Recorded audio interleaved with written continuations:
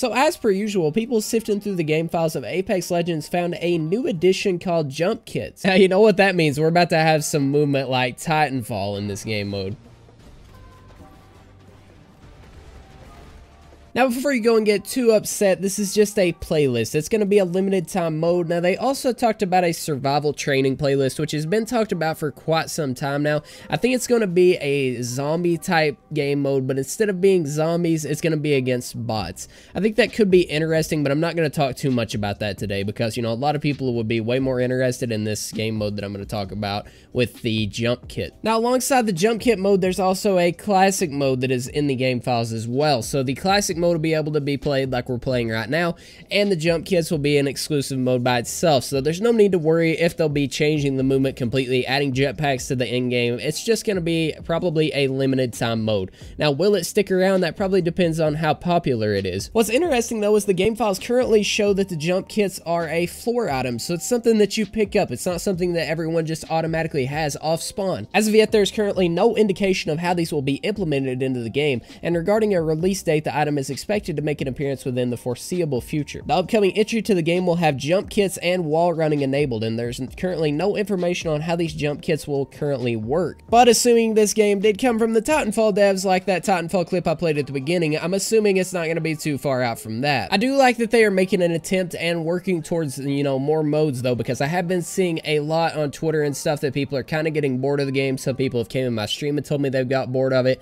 and it does get kind of boring just landing and, you know, surviving till the end, shooting, you know, same old with BR. So it is kind of cool to see them trying to implement new modes. I think the boosting and wall running could be a lot of fun, but me personally, I have never played Titanfall, so I don't know what it is like to, you know, use the Titanfall movement and stuff. But, you know, I have played Jetpack CODs, you know, it might offend some people, you know, saying COD and Titanfall compared. I don't really know. Pretty much at this point, anything from Titanfall or Titanfall 2, people expect to see within this game, and you can pretty much look at Titanfall. A lot of people have just been saying you can look at what they have, and you'll basically be able to expect to see it in Apex Legends. Now, another few things that were added and found in the game files are from Titanfall as well. At least one of them is. Now, there is 3 new grenades within the game files that have been found: a smoke grenade, a tick grenade, and a orbital strike grenade. Now, what's strange is that 2 of these grenades are already abilities of the characters. The Bangalore already has smoke, and Gibraltar already has his defensive bombardment. So why would these grenades be added into the game if they're already character abilities? The first thought that comes to my head is for solo game modes. You know how I said the other day that if everybody ran around as a Bangalore, then they would be spamming smokes constantly,